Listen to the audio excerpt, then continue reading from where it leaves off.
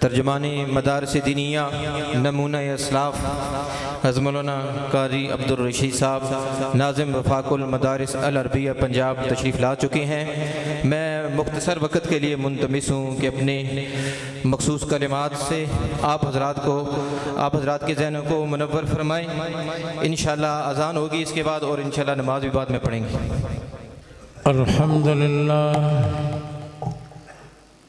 الحمد لله وكفى والسلام على عباده الذين اصطفى خصوصا على سيدنا ومولانا محمد المصطفى وعلى آله وأصحابه أجمعين أولي الصدق والصفاء، أما بعد فأعوذ بالله من الشيطان الرجيم، بسم الله الرحمن الرحيم.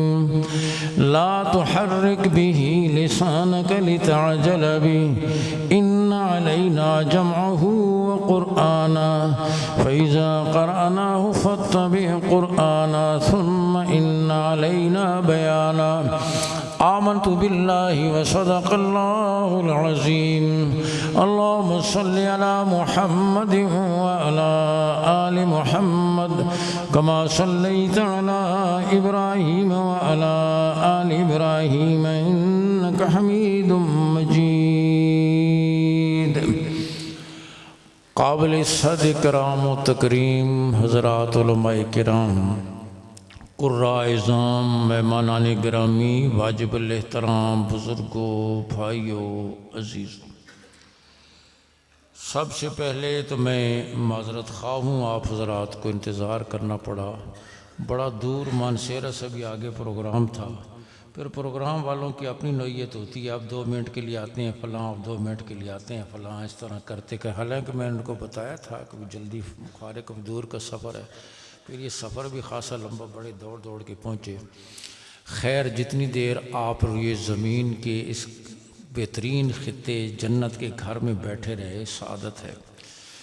میں شکر گزار ہوں ادارے کی انتظامیہ حضرت محتمم صاحب کا، بالخصوص برادر محترم استاذ القراء، استاذ الحفاظ، جامع المحاسن حضرت مولانا قاری خالق داد صاحب دامت برکاتہم کا، جنہوں نے مجھے حکم فرمایا اور پھر مسلسل یا دہانی بھی فرماتے رہے.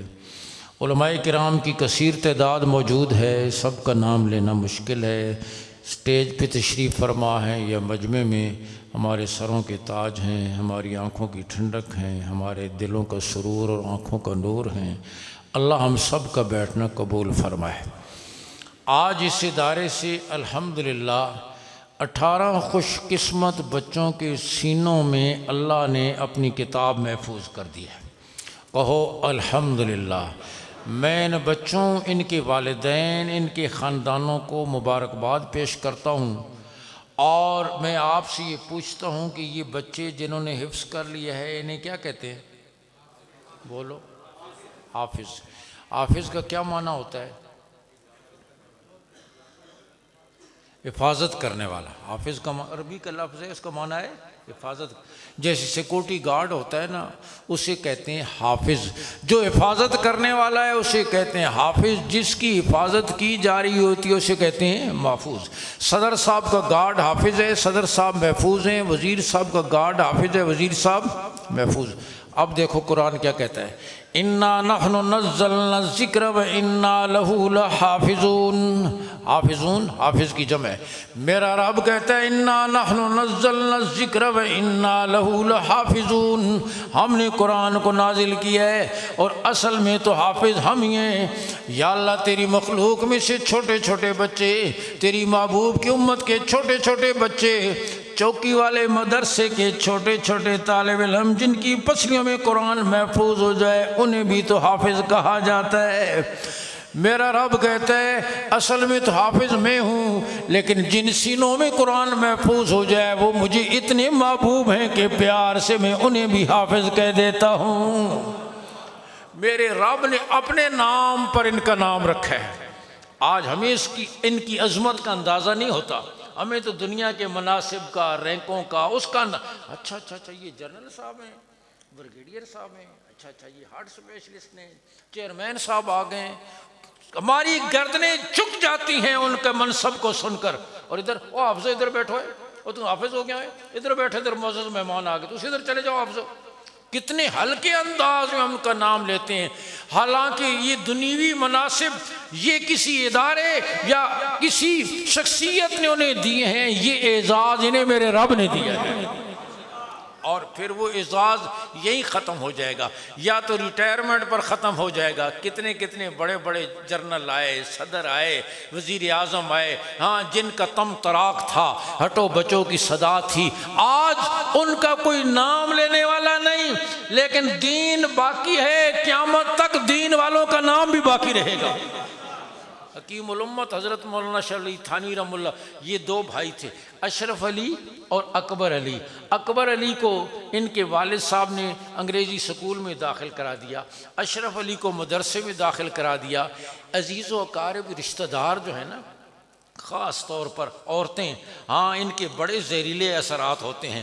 اور یہ شیطان کہتا ہے ان شیاطین لیوحون الی اولیائہم، شیطان بھی اپنے دوستوں کی طرف وہی کرتا ہے ان کے دلوں پر.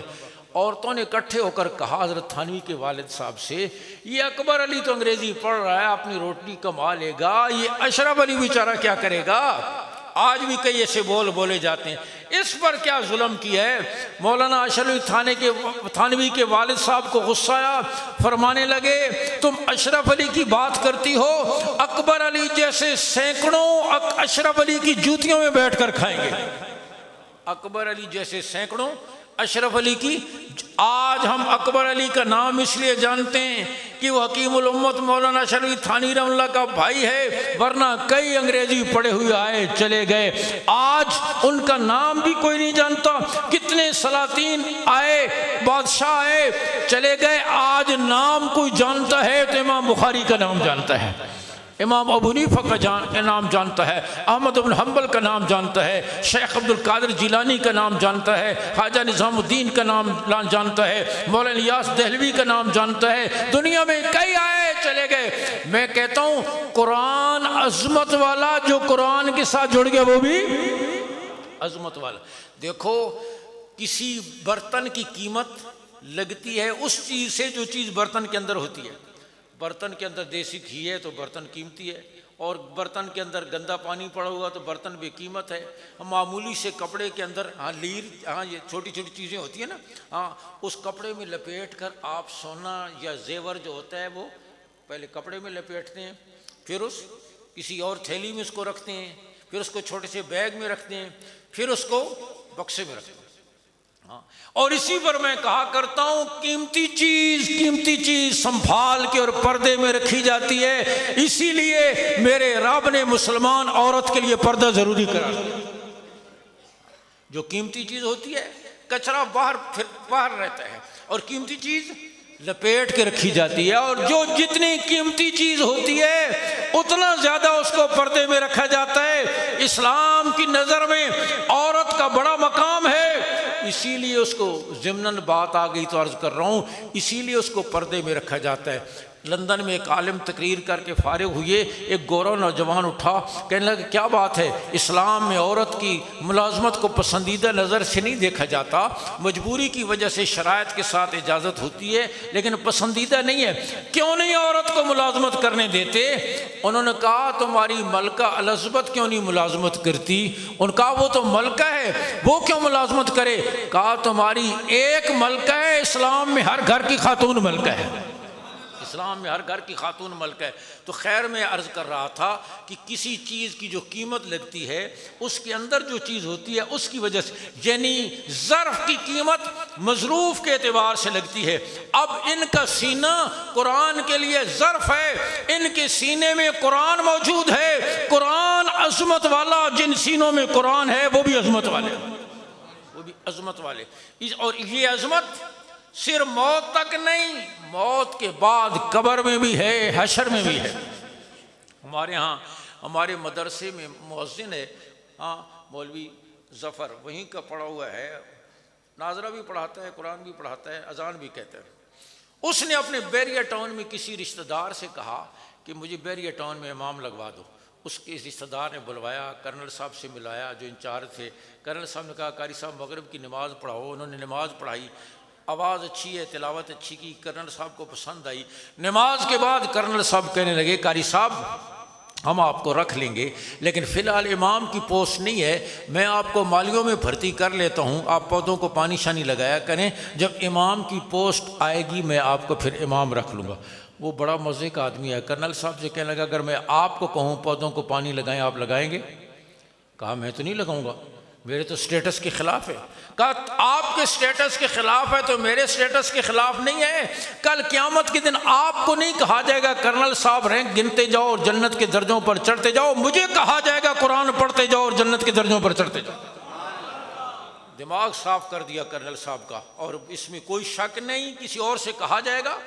بولو ڈاکٹر صاحب ڈگریاں گنتے جاؤ جنت کے درجوں پر چڑھتے جاؤ, ٹرانسپورٹر صاحب گاڑیوں کے ماڈل گنتے جاؤ جنت کے درجوں پر چڑھتے جاؤ, سوسائٹیوں کے مالک جائز نہ جائز جتنے قبضے کیے ہیں گنتے جاؤ اور جنت کے درجوں پر چڑھتے جاؤ. کسی اور سے نہیں کہا جائے گا, جس کے سینے میں قرآن ہے اسے کہا جائے گا.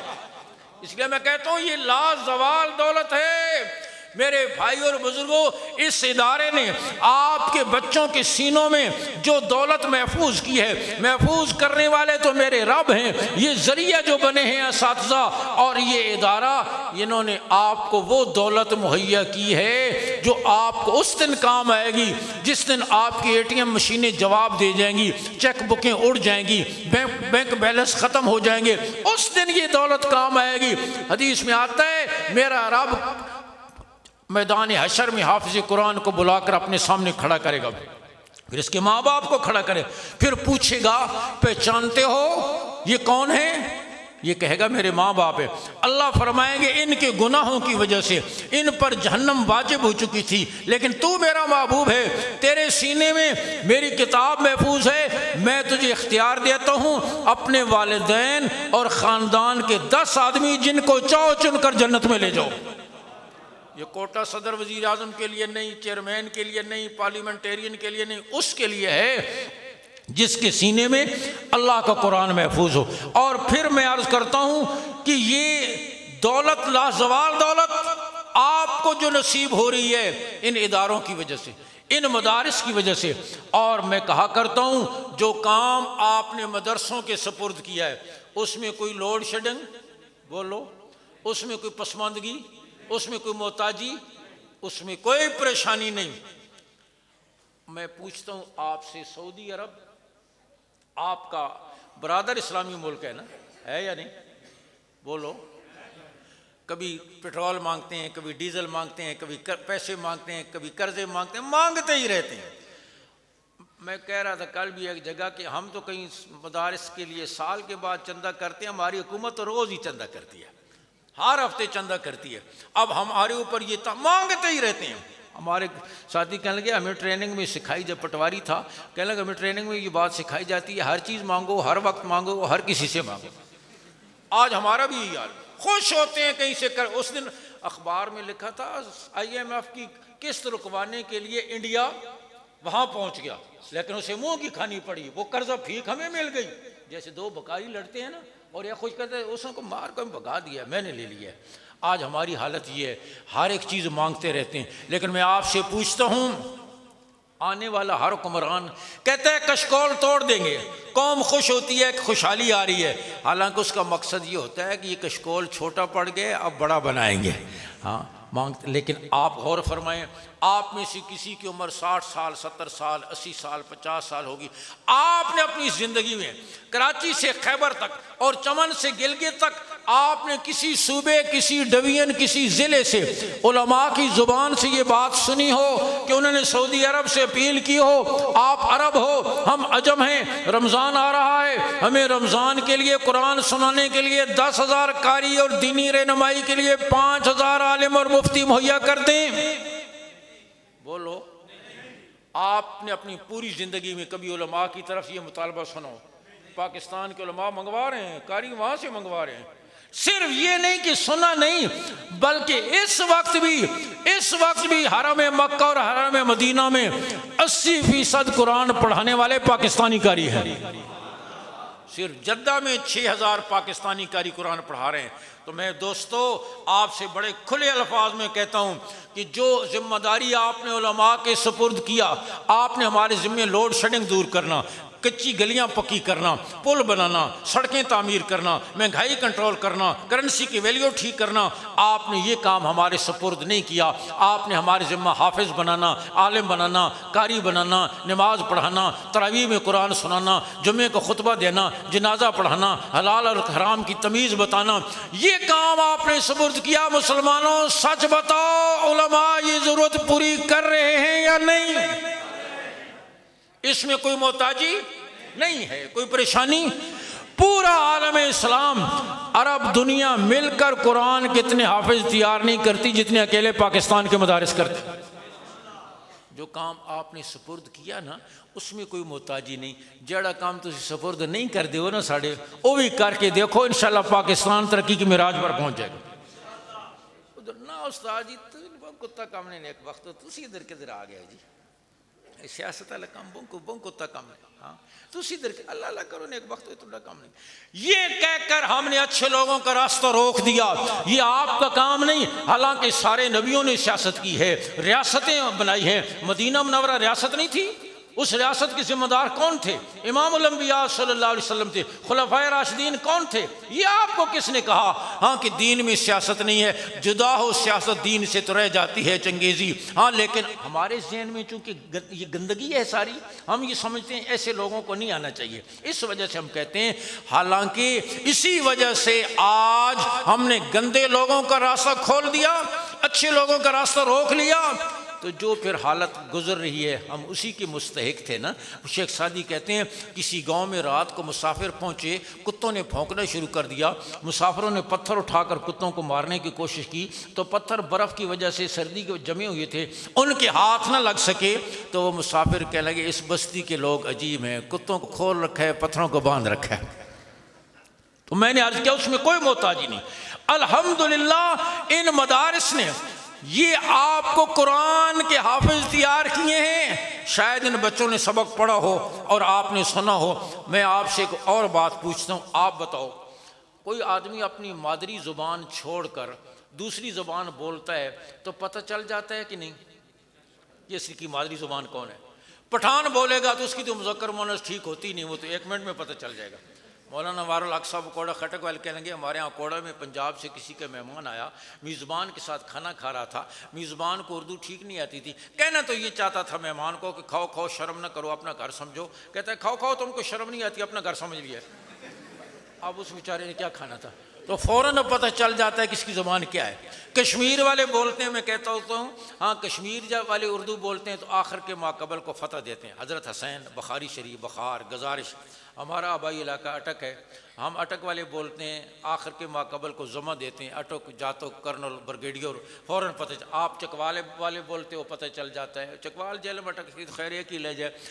اور سرائکی بولتے ہیں تو پتہ چل جاتا ہے، سرگودے. یہاں تک کہ ہم تو انگریزی بھی بولتے ہیں تو اپنی زبان میں بولتے ہیں، پنجابی میں جھٹکے دے دے کر.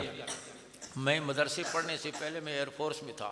ہمارا ایک انسٹرکٹر تھا سرگودے کا، وہاں زیادہ انگریزی صبح جو چیک کرتے ٹریننگ میں وہ یونیفارم وغیرہ، کسی کی مونچھیں بڑی ہوئی تھیں. اب وہ کہے تو انگریزی میں رہا ہے لیکن سرگودے کی او کٹ یور مسٹیچز ہوئے.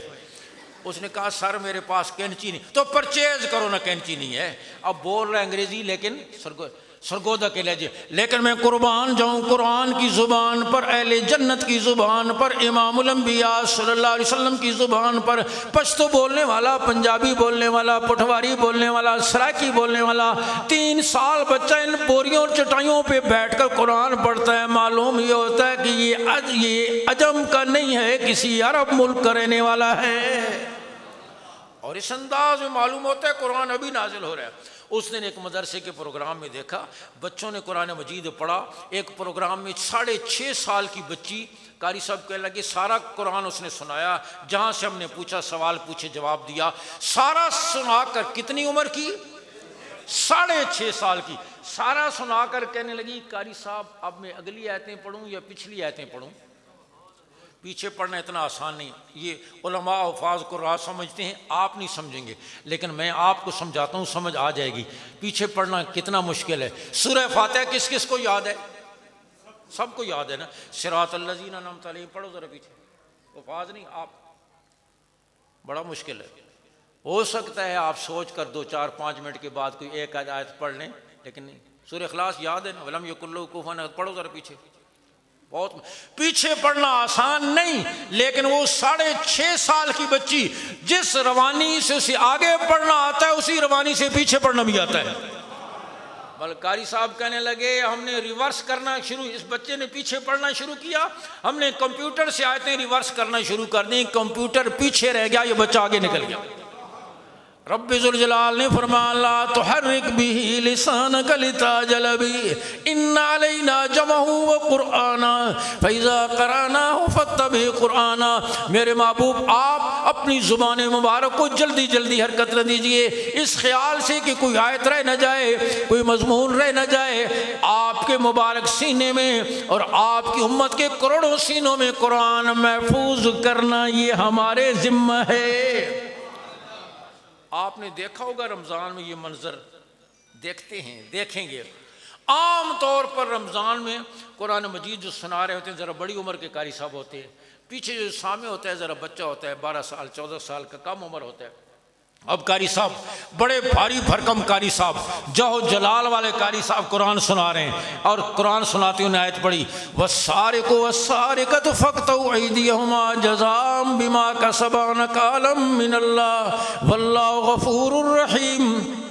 پیچھے سامع بچہ اپنی معصوم سی توتلی آواز میں بولا واللہ عزیز حکیم۔ اب قاری صاحب نے توجہ ہی نہیں دی کہ پیچھے بھی کوئی بول رہا ہے۔ قاری صاحب نے پھر پڑھا والسارق والسارقۃ فاقطعوا ایدیہما جزاء بما کسبا نکالا من اللہ واللہ غفور الرحیم۔ بچہ پھر بولا واللہ عزیز حکیم۔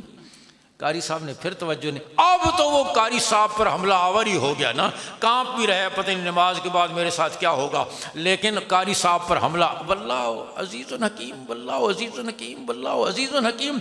جب تک قاری صاحب نے ٹھیک نہیں کیا، آگے نہیں جانے دیا۔ بتاؤ آسمان کے چھت کے نیچے اس دھرتی پر قرآن کے علاوہ کسی کتاب کی حفاظت ہے؟ اور الحمدللہ اس انداز میں آج قرآن پڑھا جاتا ہے، سینوں میں محفوظ ہے۔ تورات، زبور، انجیل کا ایک حافظ نہیں دنیا میں، اور قرآن مجید کے 2.5 کروڑ سے زائد حافظ موجود ہیں۔ الحمدللہ قرآن مجید کے 2.5 کروڑ سے زائد حافظ موجود ہیں۔ اور پھر یہ میں عرض کر چکا ہوں، یہ آخرت کا نیت کرو، جیسے آج کتنے بچے؟ 18 بچوں کے سینوں میں اللہ نے قرآن محفوظ کیا۔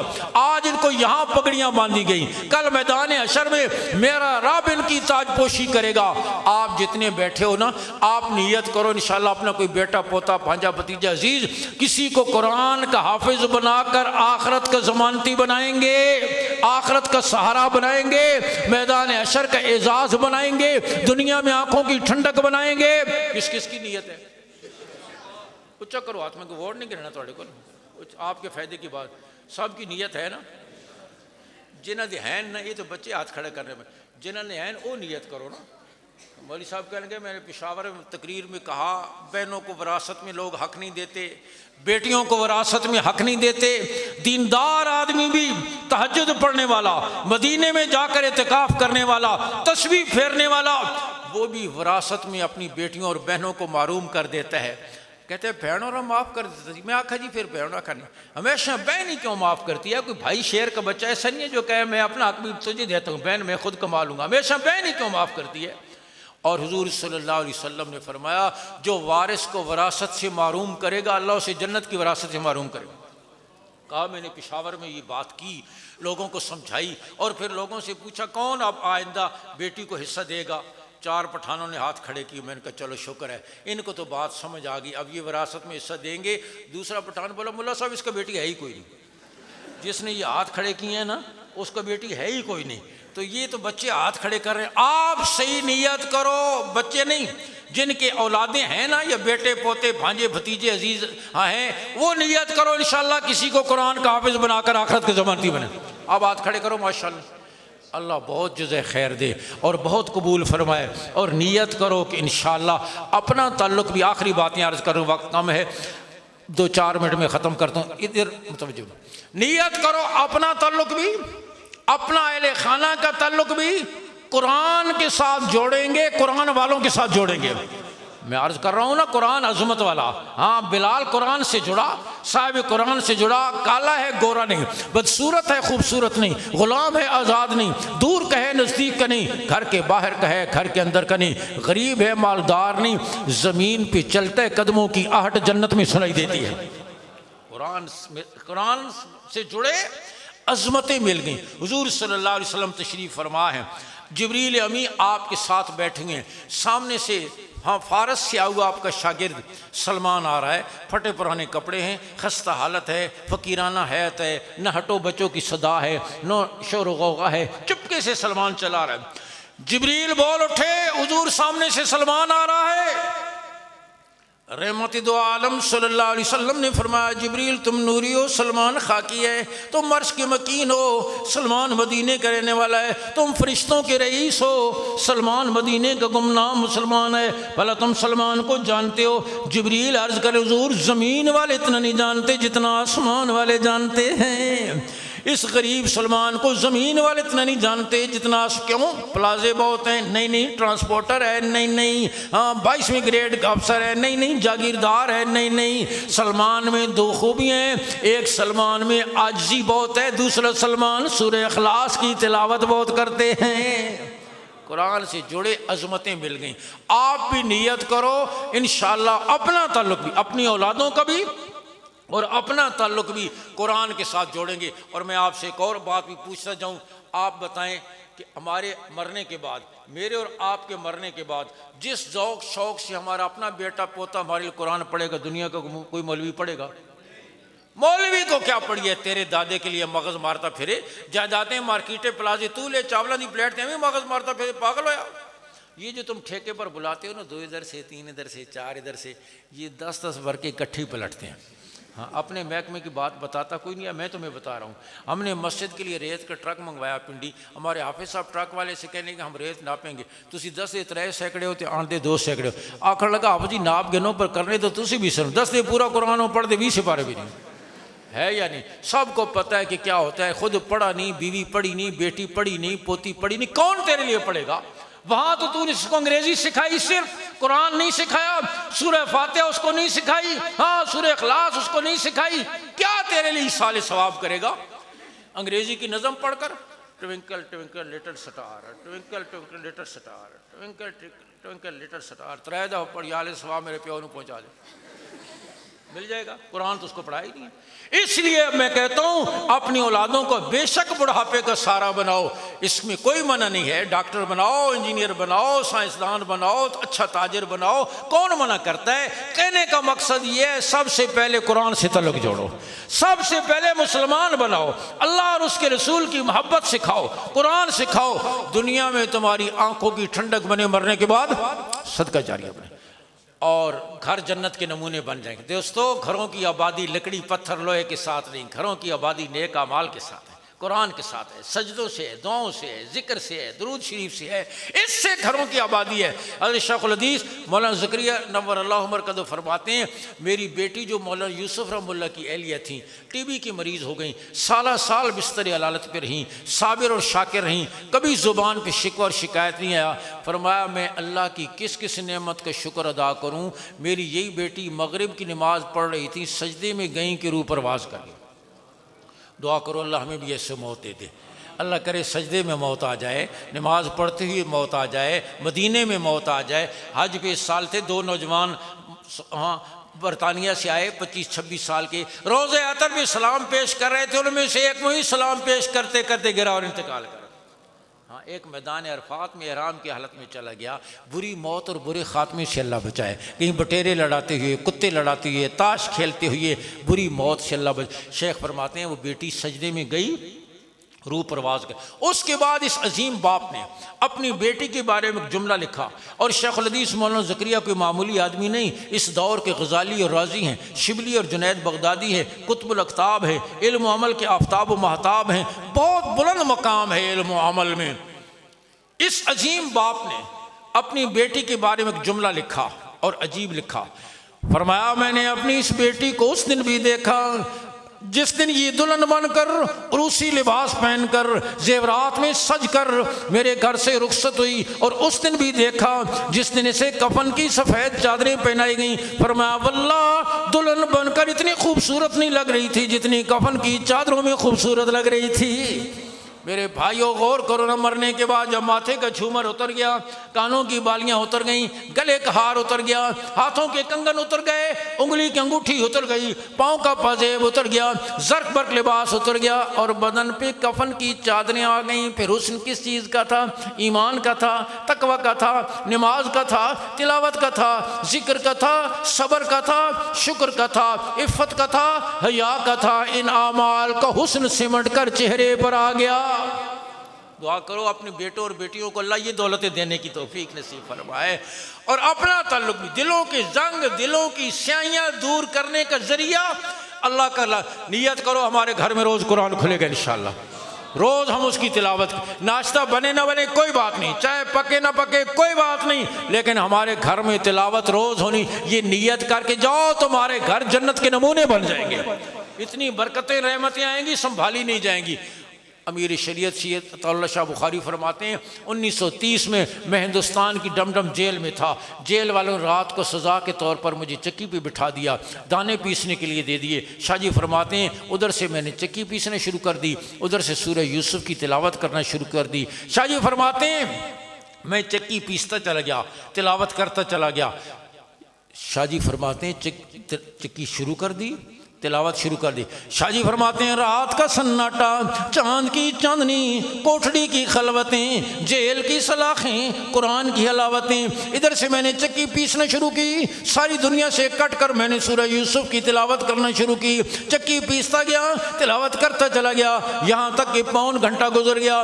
پون گھنٹے کے بعد میری پیٹھ پر کسی نے ہاتھ رکھا، میں نے پلٹ کے دیکھا، جیل کا انگریز سپریڈنٹ کھڑا ہوا، زاروں قطار ہو رہا ہے، اور کہتا ہے تو اللہ شاہ بخاری تجھے تیرے نبی کا واسطہ بس کر، ایک آیت بھی اور پڑھی میرا کلیجہ پھٹ جائے گا۔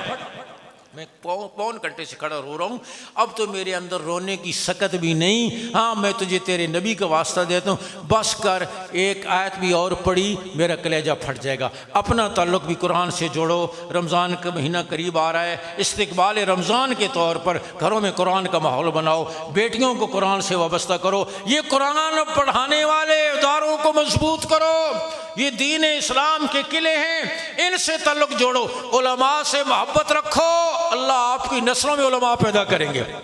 ان کی ٹانگیں نہ کھینچا کرو، ان سے محبت رکھو گے، انشاءاللہ تعلق رکھو گے، دعائیں کرو گے، آپ کا یہ ملحال انشاءاللہ حافظ آباد بن جائے گا، کرو گے انشاءاللہ۔ وآخر الدعوانا ان الحمدللہ رب العالمین۔